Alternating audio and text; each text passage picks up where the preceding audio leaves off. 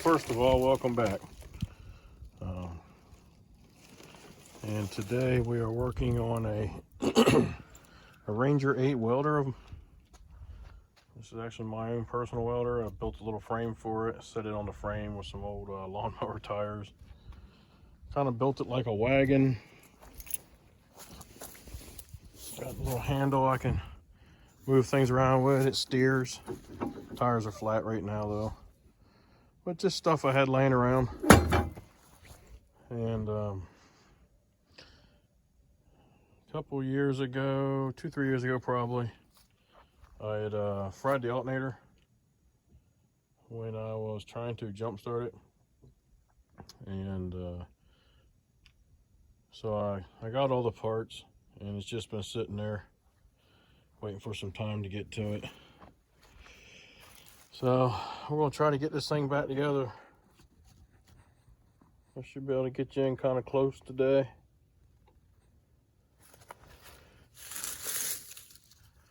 And see if we can get this alternator put on. This is a, like I say, it's a Ranger 8 welder with an opposed twin Onan 16 horse. These Onans are getting very hard to find parts for, and when you do find them, you pay dearly for them. So I found some good aftermarket stuff on Amazon. Got the alternator, and I also bought a new regulator for it. One of the things that happened when I started working on it and quit working on it was this hole got stripped out, or not stripped out, screw broke off in it. So I finally got around to getting it drilled out and putting a helical in it. And so we're going to try to get this back together and get the flywheel stuff back on and get this thing fired up. It ain't been running for a while, so I like to get it fired up.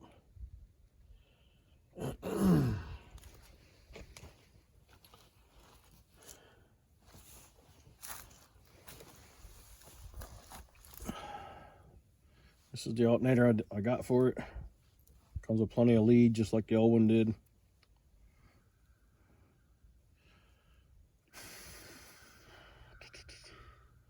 I don't remember how this was oriented. So trying to remember all this, I might have to look it up.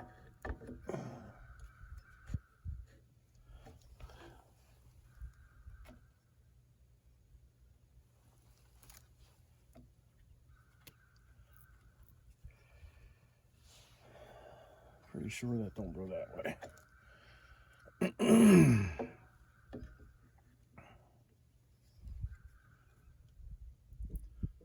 Let's say maybe that way.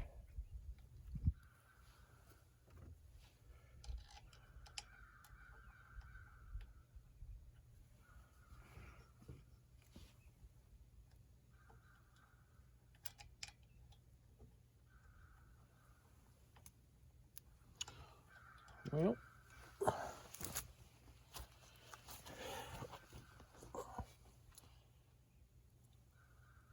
looks pretty straight.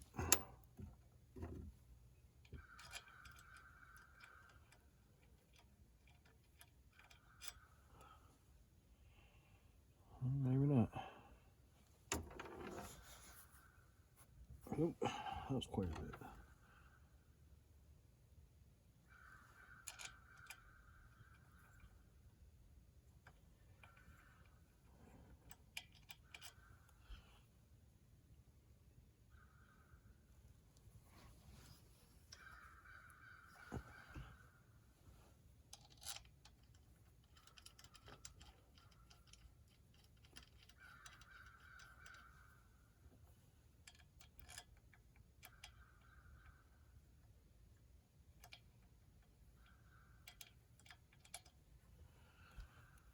Well, of course.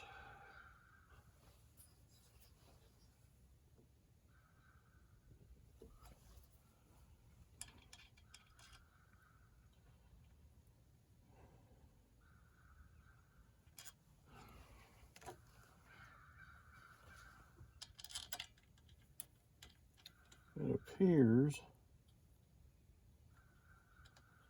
that I might have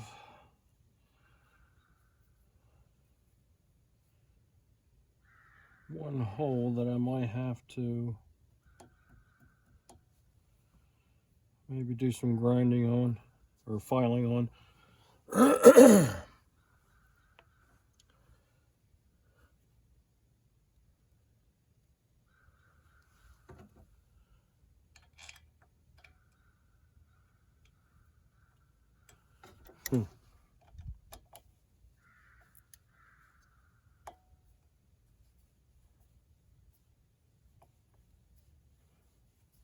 Oh, maybe not.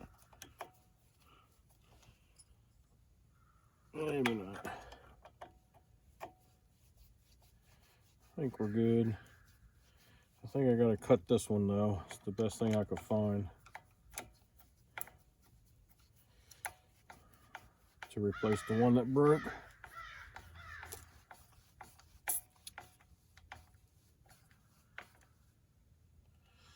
Well,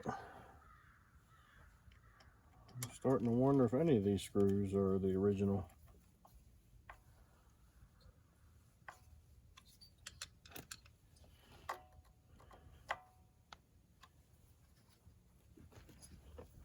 That one's already bottomed out, so I might have to trim that one.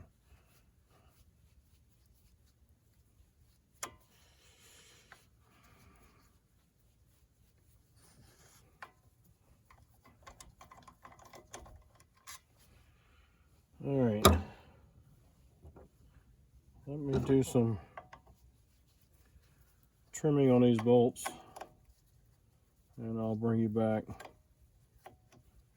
I'll probably look up the orientation of this alternator too, make sure I got it facing the right way.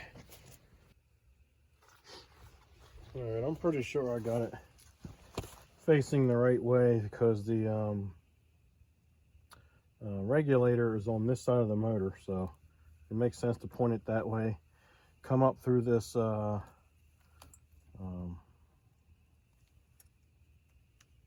wire holder, whatever you want to call it, and hook everything into place. So I believe it's facing the right way. I am going to pull it back off now that I know everything fits on there good. And we're going to clean up this shaft and clean up the flywheel.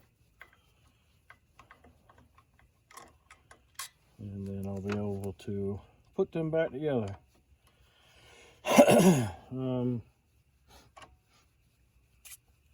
It looks like on that flywheel, maybe the magnets were starting to come off because I epoxied all the magnets back into place.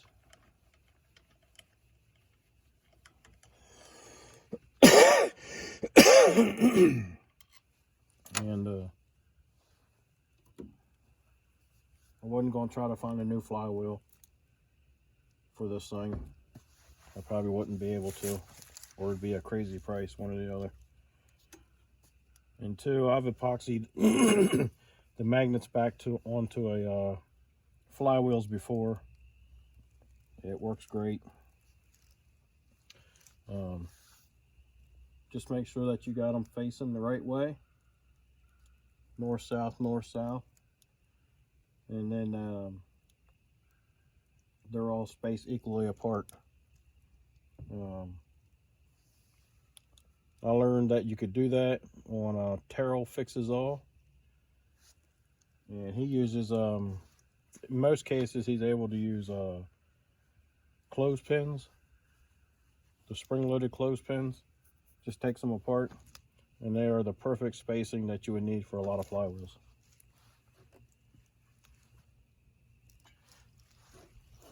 And you would just take, clean the magnet up good, clean the flywheel up good, and wipe everything down with alcohol. Mix up your epoxy, smear it on back of the magnet, and a little bit onto the flywheel, and apply it. Put a clothespin. Apply your next magnet, put another clothespin, your other magnet, another clothespin, and dry run all this first. Don't just glue them in place and get to the end of it and you've messed up. Dry fit everything first, and if everything lines up the way you want, go ahead and apply your epoxy to each one of them. But it does work. This will probably be the third one that I've done, and it works fine. They're epoxied on from the manufacturer anyway, so over time the epoxy will get brittle and cause the magnets to come off. Now, I've had magnets come off and destroy the alternator, and so I'd have to replace the alternator and then buy a new flywheel, and that was before I realized you could actually bolt them or glue them back into place with epoxy. But now, as long as the flywheel is in good shape, I'll epoxy them back on and install a new alternator.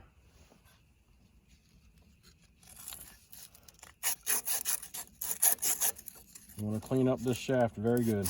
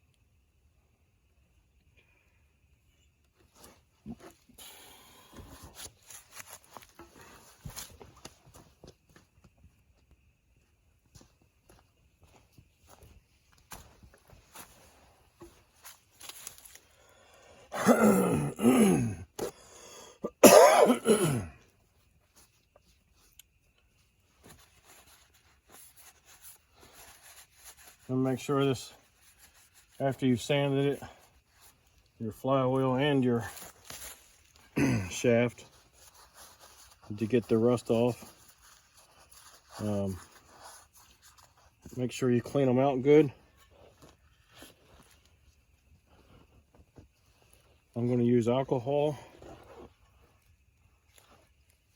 to wipe it down good. That way it gets off any oils and greases that may be on it. Years ago, I made a mistake. So never oil or grease the shaft or the flywheel. About 25, I don't know, almost 30 years ago, I guess, when I was first starting to learn this kind of stuff. I had to take the flywheel off of a Briggs & Stratton, I think it was. And I fought with that thing and fought with it and fought with it. And I told myself, when I finally get this thing off, I'm going to lubricate that shaft and it'll come off just fine the next time. So that's what I did. I torqued it all down and fired it up. Maybe ran 30 seconds. The first time I went to hit the throttle on it, she shut down. And all it was is that no matter how tight you get that, with that grease on there, it will never be able to bite that shaft and hold on, even with a key in it. I ended up shearing the key, so I had to pull that back off, clean all that mess off the shaft, the flywheel, get a new key for it, and reinstall everything and torque it down to the proper specs. So I learned that lesson a long time ago. They have to go on dry, no matter how much you fight to get it off.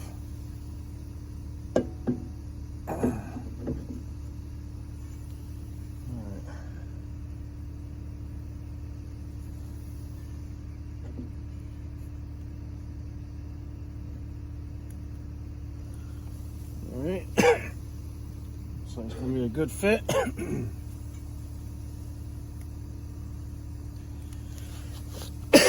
Let's put our flywheel back on. I mean, our alternator back on.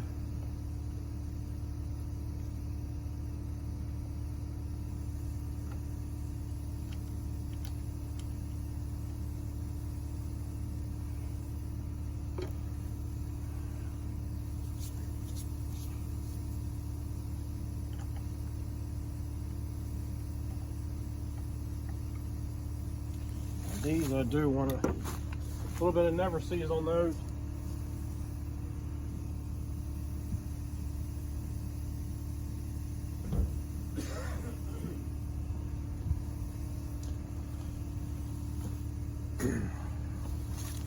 It's one of the reasons why I had to drill, that one broke off and had to drill it out.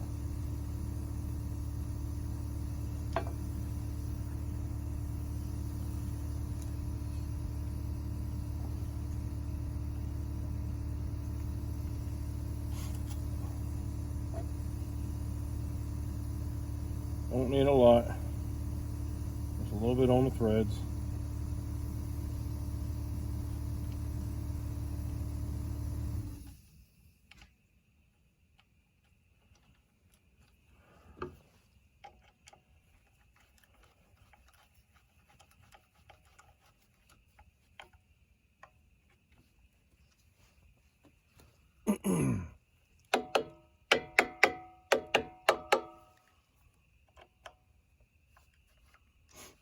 And it's only 3 screws that hold this into place, not 4. Because you got a magnet here and a trigger right here. And this is the wire for that trigger. So every time that magnet comes around and hits and goes across that trigger, it causes that trigger to send a pulse out to your coil, and that's what helps fire off your spark plugs.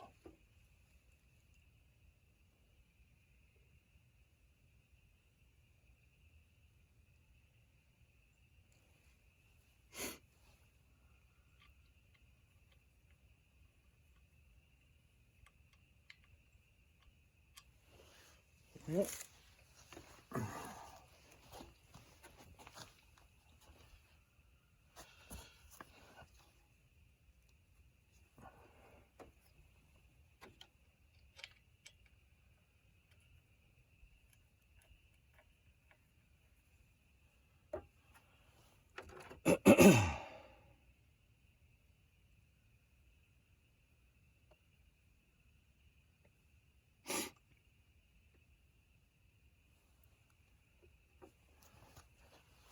I don't use this welder much, but when I do need it, it's a lifesaver.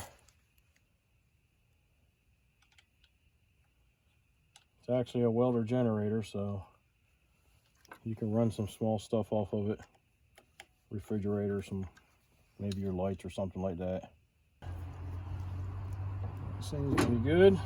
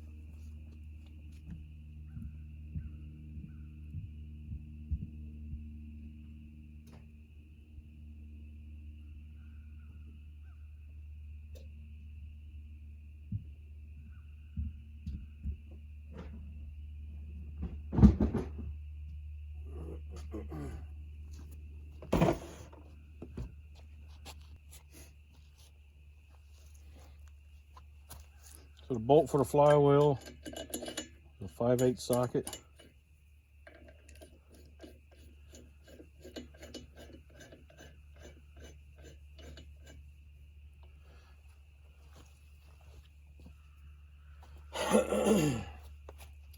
A lot of flywheels are right around 50 foot-pounds. We're going to start there. We'll see if I can find that spec just to be sure.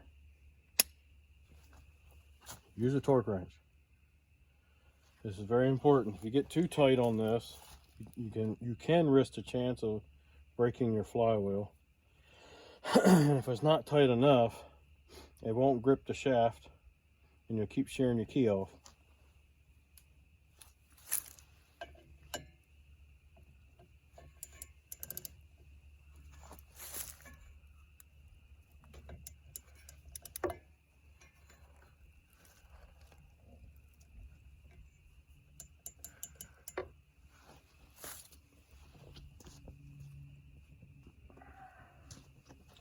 This is a big, heavy cast iron flywheel, but so this should be okay for me to do what I'm doing here. These are big, thick fins, but on a lot of them, you got to be careful. You can bust your fins off. And there we go. We're at 50 foot-pounds.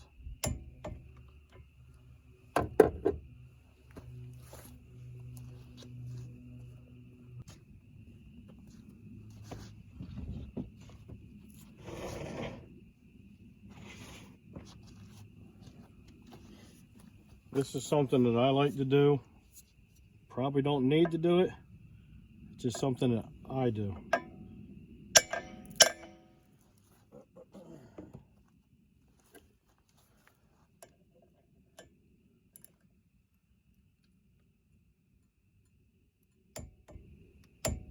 And I got just a smidgen more out of that. But I wouldn't do that no more than 2 times. Or 1 time, I mean. You really don't need to do it at all. It's just something that I do. Alright, so I looked it up. It's between 50 and 55. So I got it down to 50. That's where we're going to leave it. Alright. Turn things by hand.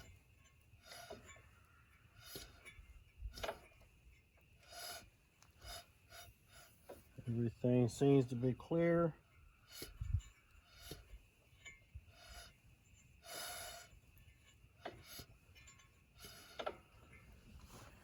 I can see on the back side of the flywheel, I'm watching between the magnets and the alternator, and that gap seems to be same all the way around the flywheel. So I think we're good there. I did find the coil assembly. It's mounted to the front cover. Be careful not to drop none of the screws down in the carburetor.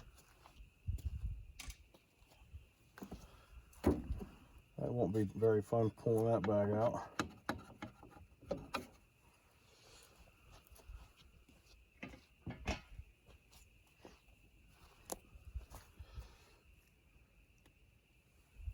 Alright.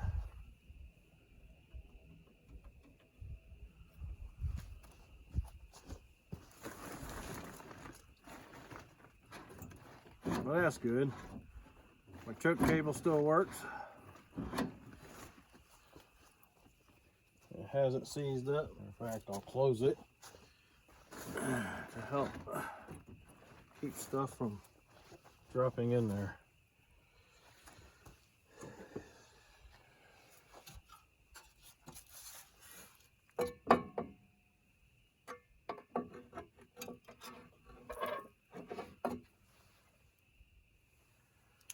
That's got to go way back there.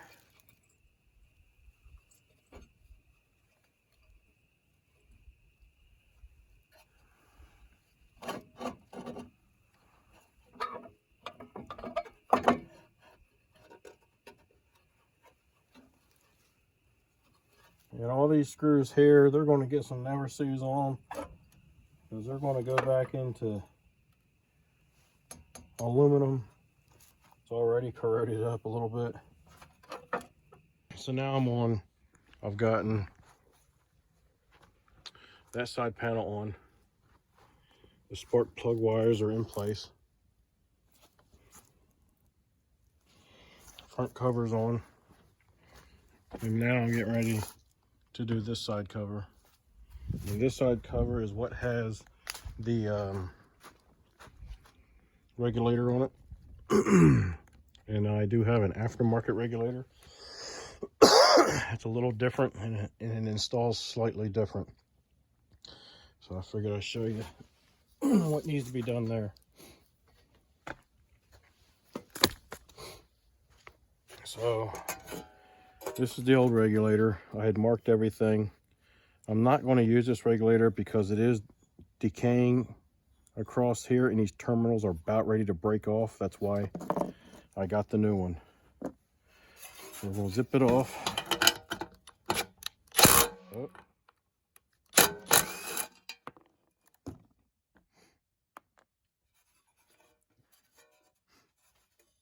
This can be a lot easier to do it while it's off. And so you roll it forward and lift it out. And the reason why you do it that way is because on the bottom here there's a little track. That little track, this piece of sheet metal slides into that track. So the new one is a little different. So it still has here for the screw to sit in. Then it has a tab here, and this tab here.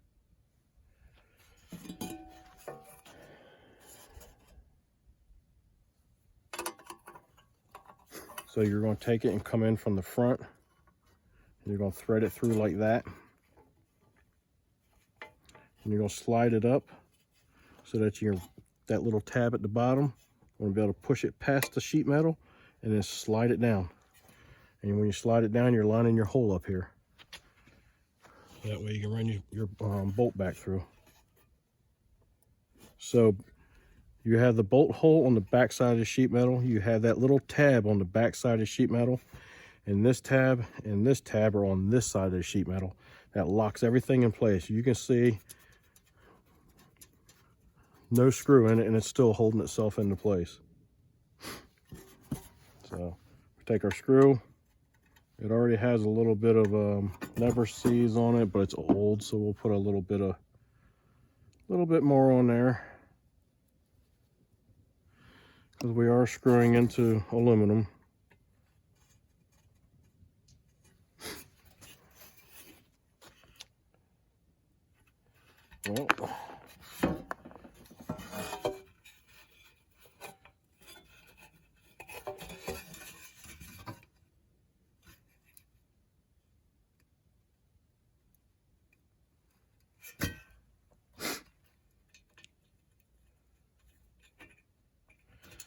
Well, this might be metric. I didn't check that before I put it together. Yeah, it might be metric. Well, daggone it.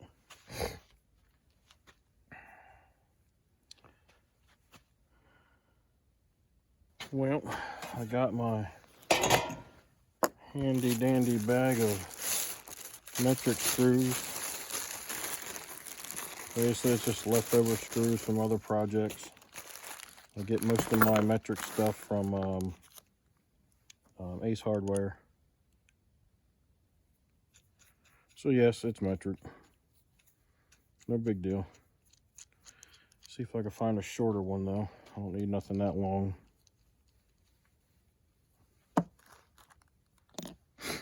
That's probably too small. Nope.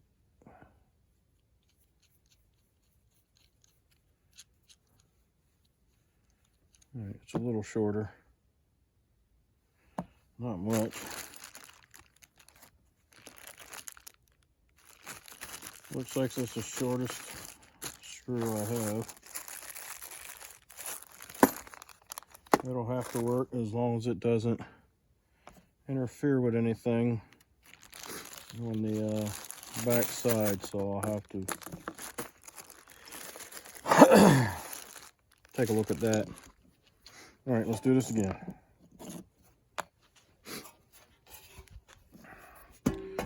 We're gonna come in from the front, fish the threads into the back, shove it all the way up, push it down or back, and then slide that tab down. Line your hole up for your threads, and then run it in.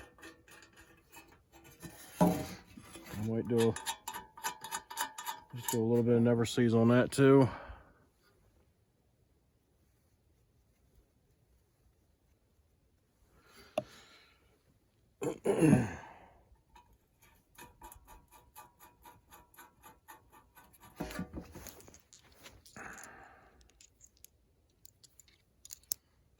Pretty sure that's an 8.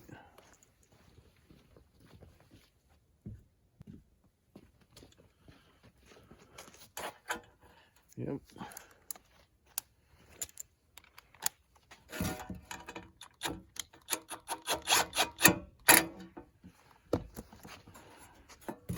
And that's it. So, like I said, everything's in place, secure. I just got to double check, make sure that's not too long. If it is, I'm going to have to cut it off some. All right. I got this side cover on. I had to pull the front cover back off and reroute these wires here. I had them coming out from over here, but they all have to come up through this area here, and there's one of those wire holders right there. And I took and cut off these connectors that were on the alternator and replaced it with these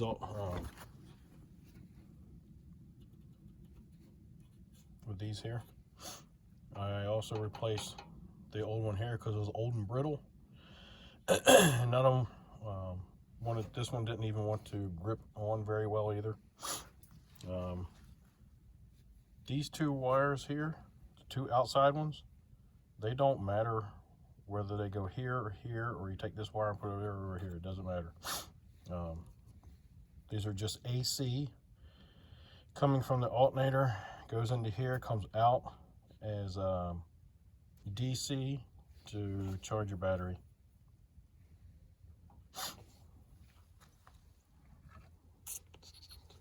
Getting ready to put some of this corrugated covering over this to protect these wires here. It's getting a little dark on me tonight. I will probably test run it tomorrow when I get home from work. And we'll see how it runs then.